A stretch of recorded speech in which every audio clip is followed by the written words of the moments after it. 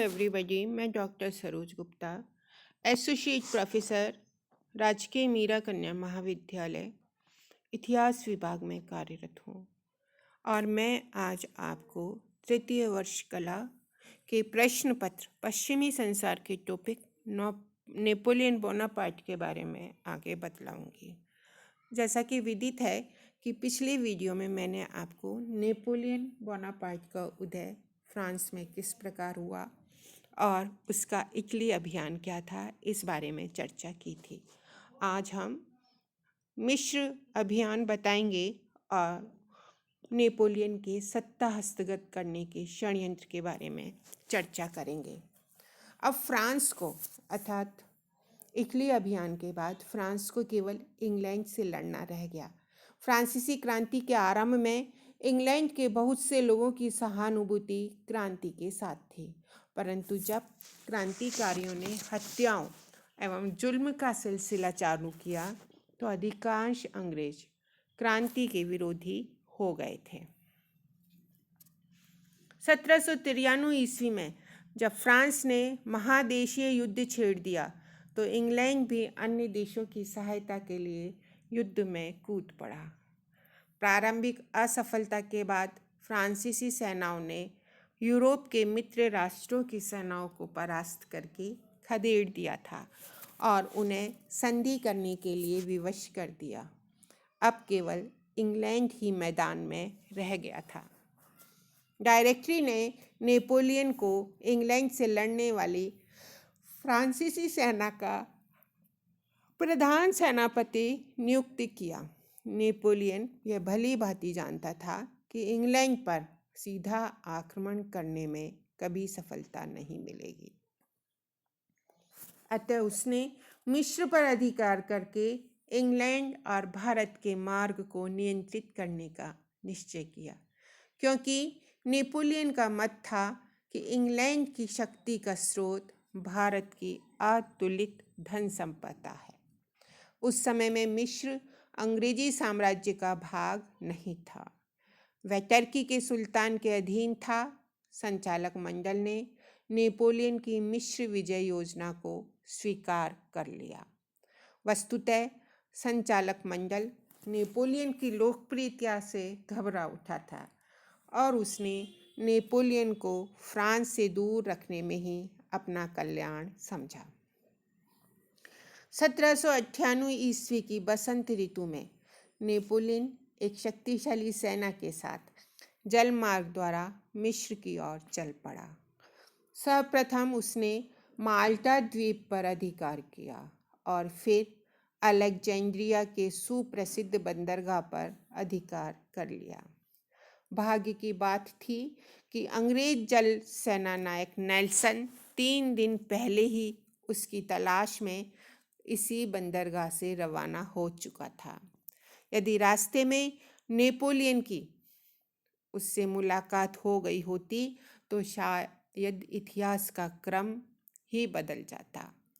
1 अगस्त 1798 को अबोकिरबे में नील नदी के निर्णायक युद्ध में नेल्सन ने नेपोलियन के जहाजी बेड़े को नष्ट कर दिया। केवल 2 जहाज और 2 फ्रिगेट किसी प्रकार बच निकले। अंग्रेजों की इस विजय के फलस्वरूप नेपोलियन का फ्रांस से संपर्क टूट गया और पूरब में एक विस्तृत विजय का उसका स्वप्न समाप्त हो गया। परंतु वह हताश होने वाला नहीं था। उसने सीरिया पर आक्रमण किया। प्रारंभ में उसे कुछ सफलता मिली और जाफना नगर पर उसका अधिकार हो गया। इसके बाद उसकी स्थिति बिगड़ती चली गई। उसने एकरे नगर का घेरा डाला, परंतु नगर को लेने में वह असफल रहा। उसकी सेना में महामारी का जोर बढ़ गया था। गोला बारूद भी समाप्त हो गया था। 28 जुलाई 1799 ईस्वी को अबूकर की खाड़ी के युद्ध में उसने एक विशाल तुर्की सेना को पराजित किया। इस अभियान की यह उसकी अंतिम विजय थी। 21 अगस्त 1799 को अपनी सेना को उसके भाग्य के भरोसे छोड़कर वह स्वयं कुछ चुने हुए साथियों के साथ गुप्त रूप से भाग निकला। बोनापार्ट का मिस्र से फ्रांस पहुंचना आसान नहीं था, क्योंकि इंग्लैंड का जहाजी बेड़ा समुद्रों में चक्कर काट रहा था और हवाएं उसके खिलाफ थी। किसी प्रकार वह कोर्सिका द्वीप पहुंच गया। वहां के लोगों ने नेपोलियन का भव्य स्वागत किया। कोर्सिका से वह समुद्री तट पर जा पहुंचा। वहां से उसने पेरिस के लिए प्रस्थान किया। समूचे मार्ग में लोगों ने उसका स्वागत सत्कार किया। लोगों के उत्साह को देखकर नेपोलियन ने अपने एक साथी से कहा कि ऐसा प्रतीत होता है कि प्रत्येक व्यक्ति मेरा इंतजार कर रहा है।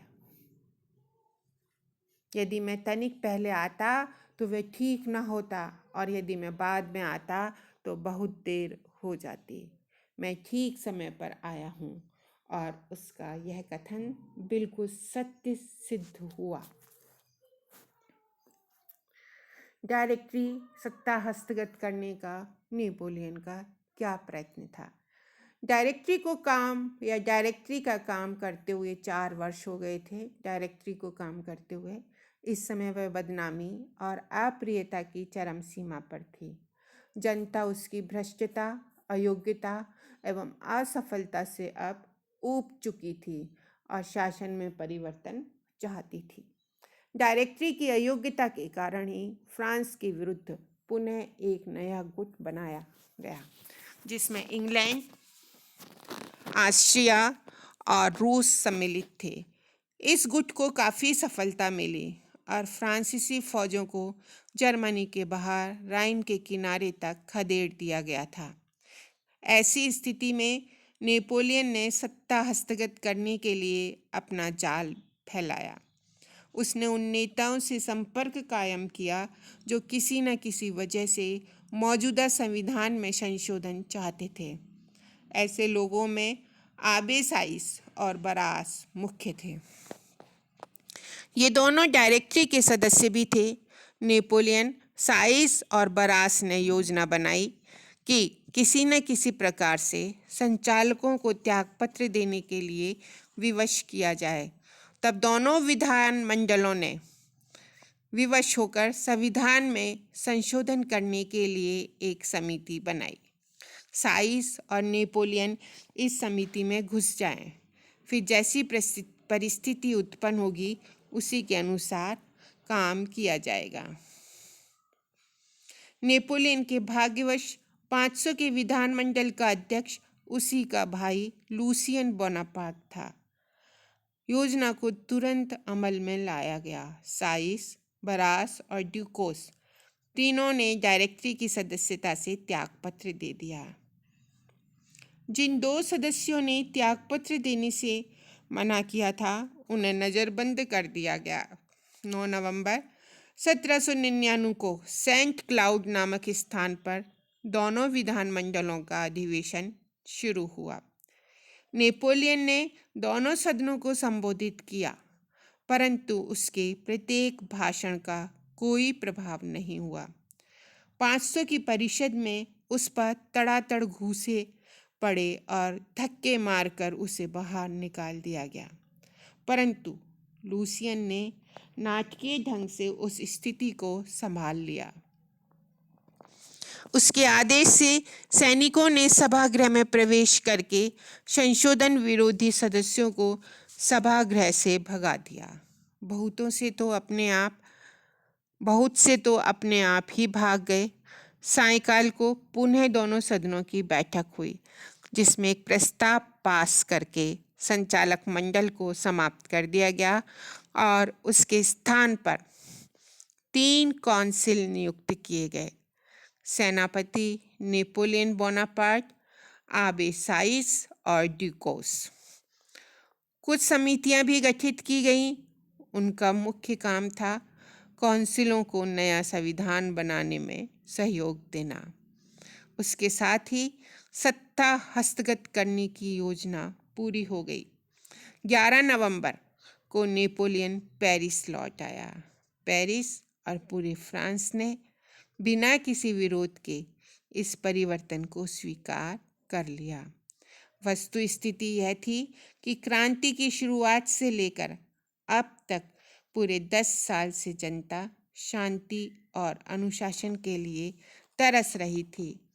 अशांतियों, गड़बड़ियों और रक्तपात से लोग ऊब गए थे। क्रांति के गत 10 वर्षों में ना तो यातायात के लिए अच्छी सड़कों का निर्माण हो पाया था और ना पुरानी सड़कों की मरम्मत की जा सकी थी। मार्ग भी सुरक्षित नहीं रह गए थे।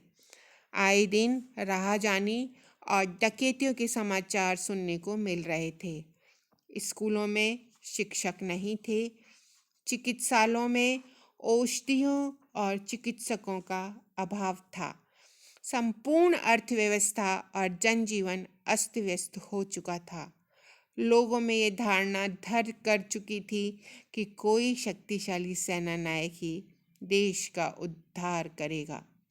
अतः जब नेपोलियन की प्रथम कौंसिल आई और नेपोलियन को प्रथम कौंसल नियुक्त किया गया तो जनता ने उसका विरोध नहीं किया।